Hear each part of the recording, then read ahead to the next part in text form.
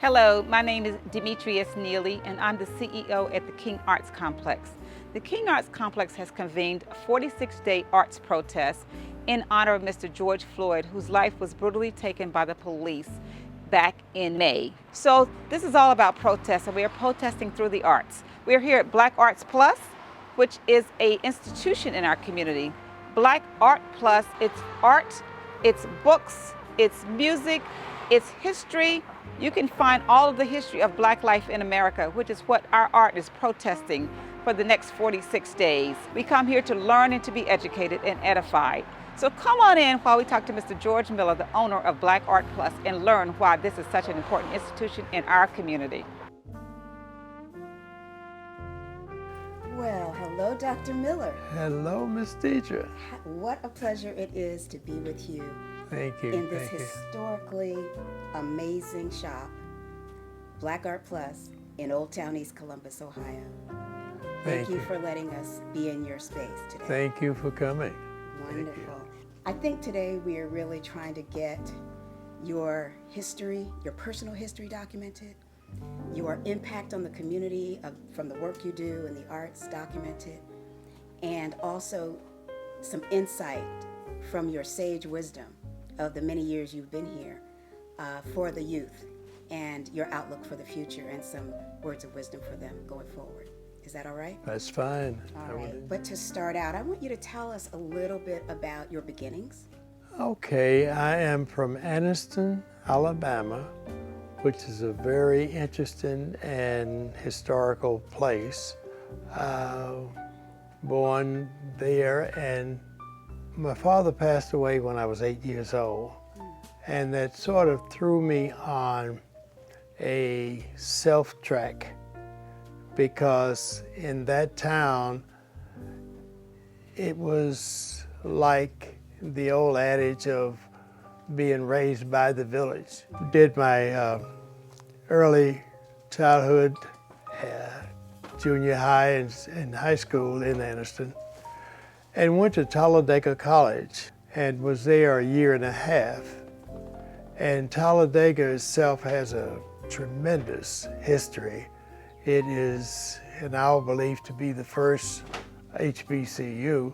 A year and a quarter, and went to the Air Force. And it was the Air Force that brought me here to Columbus at the air base out here, Rickenbacker, as it is called now. A few things, like my first job here was, of course, I carried mail for a couple of years. I drove a pop truck, and I sold insurance door to door. Married and had 5 children. Went to Ohio State later on. I had tried a couple of times to go back when I was carrying mail and doing other things, but I couldn't do an 8-hour job and go to school too. So I then had started businesses of my own. The very first one was a car wash next door to the Novelty Food Bar. That was in 1962. And had owned like 4 businesses in that same block. By the time I went back to school to Ohio State, I enrolled there in '71.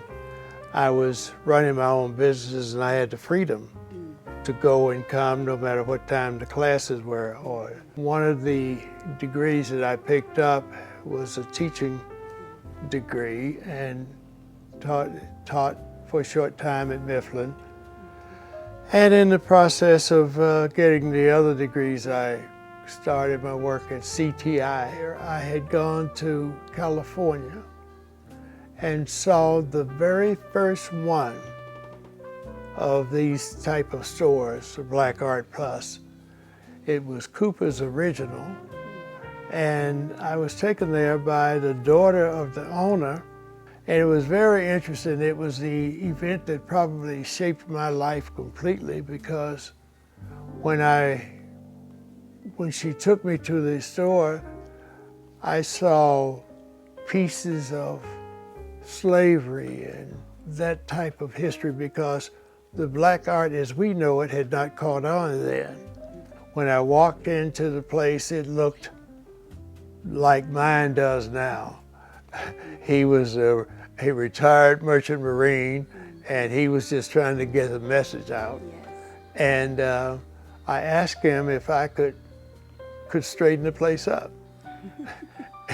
And he said, help yourself. And for the 4 days that I was expecting to be on vacation, I was straightening up his shop.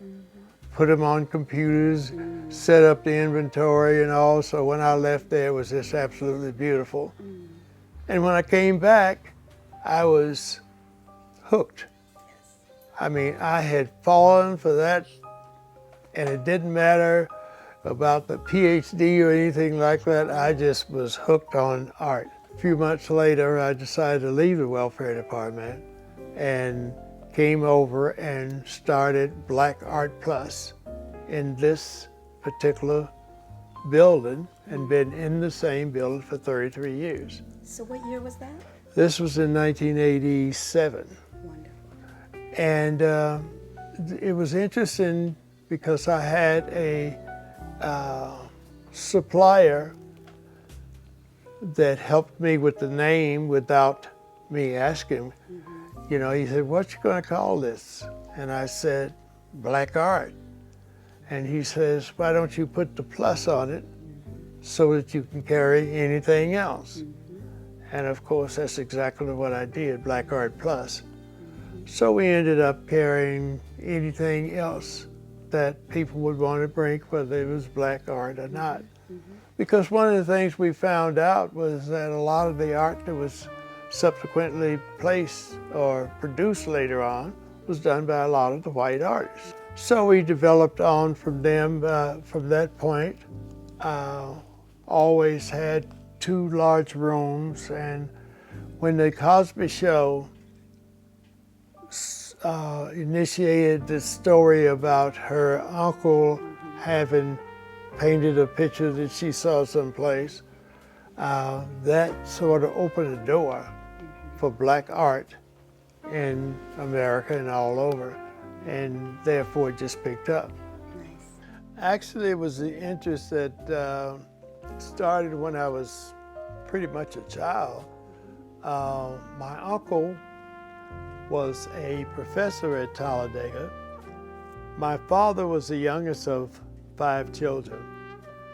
4 of them had graduated from Talladega College by 1918. And that was so unusual at that time to have even 1 child to go to college, but there were 4, and the only reason my father didn't go was because he was drafted for the First World War, and I was able to go back and forth from my home, which I said was Anderson, 30 miles from Talladega, and had that mental thing connected with that. On my mother's side, my grandfather owned better than 100 acres and owned his own farm. So we felt kind of special on the 2 sides of it, and we often wondered, like, which side would you choose? Would you choose or prefer to choose the sharecropper who sent all 4 children to college, or would you prefer to be on the property owners, his family, who owned several homes? So it depended on what a person wants. So I guess having those interests in those backgrounds and knowing my background, see, that's the problem with most of us. We never had a chance to know how special we are.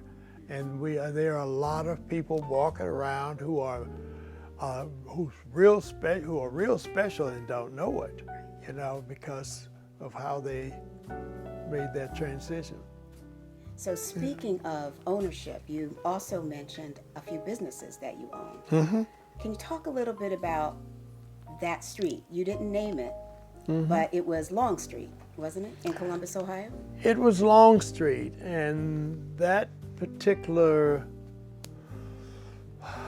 point is what some of the people who chose to put me on the wall, some of them said that they remembered the fact that I did have those businesses because I had the grocery store downstairs from my brother's place, the pizza place across the street.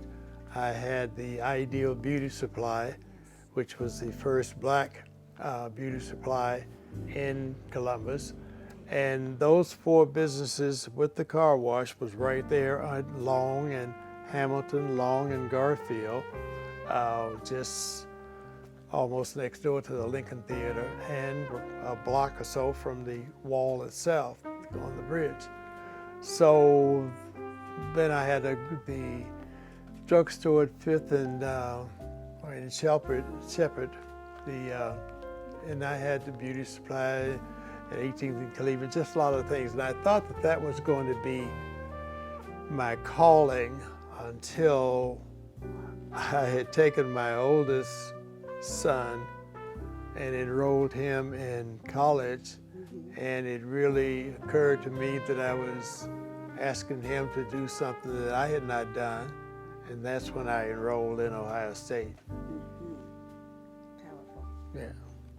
So you are a doctor of, what did you get your degree in? Doctor of Philosophy is a combined degree in education and public administration. Yeah, I had gotten in the habit of getting 2 degrees at once, and that worked. And then by the time I did the PhD, they said, well, we can't give you 2, but we'll let you split them. And I had to add 2 people to my committee in order to cover both sides and all. So it's been interesting, and it was a really good road. So other than these wonderful family members that you had to look up to that were early owners and educators and educated people, what were some other of your heroes and sheroes that you looked up to from a young age?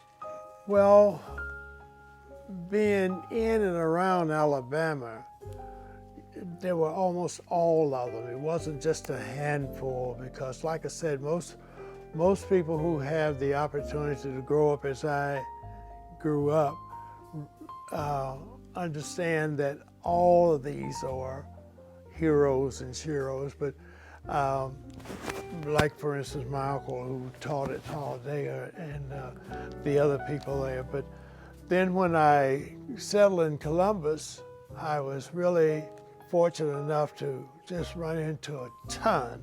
When you are programmed to look for the best and look for the great people, that's all you see.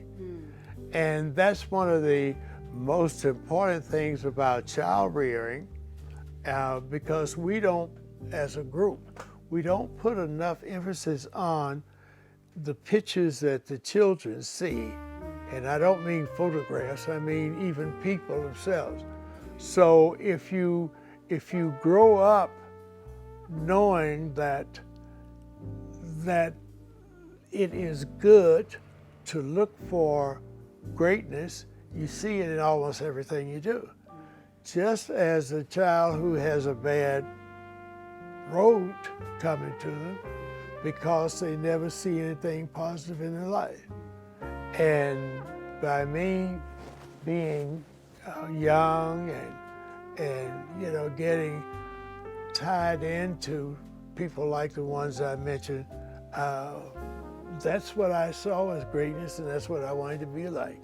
I think that the one thing that I think that was good in my case, and in cases of other people who, quote, have somewhat made it, I think the self-responsibility is one thing that we don't get enough of. We're always looking for the leader. We're always looking for the blessing. Whether we look at it from a religious standpoint or from a street standpoint, we take too much responsibility. We give too much responsibility to somebody else for our actions. And we don't do enough of learning how to take it ourselves, because if you want nothing, you get nothing, you know. And once we understand that, so I think that in my case, it has worked out for me, for instance, by me ending up here in Columbus as opposed to staying in Alabama. Nothing wrong with Alabama, nothing wrong with Anniston, except that it couldn't offer me what Columbus did. It couldn't offer me people like, I don't want to keep hanging on it, but people like your father or the other people who really saw to it, or at least provided the door for me to open if I wanted to open it. It has shown me that we have to be unselfish. We have to teach. We have to provide. Probably one of the greatest things that I've experienced, or some of the greatest things I've experienced, was the number of people who have looked to me like a father or like a big brother, or to learn and grow. Now that scenario has been repeated over and over and over, and duplicated and all, and that's how we learn. Yes. And we don't have that many places now. My kids that you know worked at the fried chicken place, or the fish place, or a hamburger place, or whatever, in the afternoons as kids. You don't have those available to you now. Right. The other folks have those kind of things. And my kids have been involved with everything that I've done. Everything that I have had, and while I have not pushed them to do what I've done, it has been a great basis for them to do whatever they wanted to do, and they've all been successful in one way or the other. The family has always been a big part of my movement. Yes. I have worked with everyone. Every one of the units that started, they have come to me, or I've gone to them, and I have helped them in as much as they wanted to do. And I have done that because all of these things that I was telling you that I have done, it was done through either gifts or cooperation or something that was made easier for me. And I certainly remember Sanford Rohn telling me that the competition can help you and it can hurt you. So if you work with someone, that means that there are two of you strong. If you work with another one, that's three of you strong. And strong with three is a lot better than running the whole thing yourself, because it's just not that productive. So I have always helped other businesses get started and will continue to do so. Mm-hmm. So, this is where we come to almost the purpose and meaning of this discussion. We, Black folks particularly, have come through some very trying times over the centuries, over the decades. We've suffered oppression and suppression. And right now, it feels like we're in a regression because of the matters of our criminal justice system not working and faltering, especially killing us. We're here. You've been around a while. You've seen a lot. What do you say to this? What do you tell a young person, or even an older, or anyone? Well, I always try to impart to younger people the necessity and the benefit of being self-sufficient, number one. But you have to make a choice and recognize when self-sufficiency requires other type of help, in this case, group help. We need to stop waiting on and depending on being helped. And the situation as it exists now has always existed. We have lost black folks the same way we're losing them now, and in some cases worse. And the perpetrators, the people are just still walking free, and that has to stop. My fear is that the only thing that'll stop it would probably be a revolution, because it appears as though that's the only thing that they understand. They'll make a big deal out of Breonna Taylor's situation, and then it will pass. It will pass mainly because there would be another one, and it just keeps going on and on. And I guess I wonder a lot of times what I need to tell the younger people, and I guess really they need to be prepared. They need to be very focused and pay attention to what's going on around them. But we need a whole process to catch this group of people who are younger and train them and indoctrinate them on peace and intelligence, whatever. Probably pretty much what they did in Israel when they set Israel up and they set the kibbutzes up, and they took all of the children away from their parents and trained them in a way, and now those children are really running the country. So that might be the key, because our big problem, of course, is the fact that the parents are not focused, and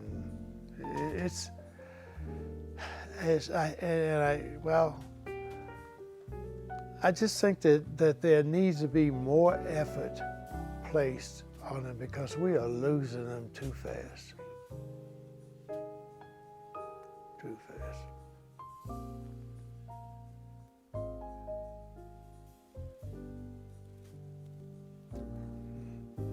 Thank you. Thank you so much for your time. Thank you for doing what you do to uplift our community, to keep our stories fresh in the minds of people through this store, through your own efforts to educate us with the history and to inspire individuals one by one, including myself. I just want to say thank you on behalf of the King Arts Complex for the Heart of Protest, and offer you any words that you would like to say to end this. Well, I want to really point out and talk about the King Center, King Arts Center. I've been there, or here, maybe we should say, because I'm still in it all the time. And I think that when we look back, we can appreciate the work that's been done there. And I wonder, where would we be as a community if it had not been for the King Arts Complex? I think that it's hard for people to realize how much of a contribution it's been to us from every standpoint. I mean, whatever you like or want to ever look at, it's been there. And I think that we need to somehow really point out the fact that not only has it done well in the past, it is still doing good now and still there. And I think that Miss Demetrius and her staff has really done a lot for us, and we appreciate that. Absolutely. And we appreciate you. Thank you. And we appreciate you too. Thank you so much. And a shout out to the son over here that's been quiet. Michael. Where is Michael? Stand up, Say Michael. Shout out to Michael. Yes. Michael, we've invoked your name quite a bit. We just want you to say hello. As the progeny, the young Miller. Again, thank you so much. It was a pleasure talking with you today. I thank you also, and it was a pleasure talking to you. And thanks for coming. You're welcome.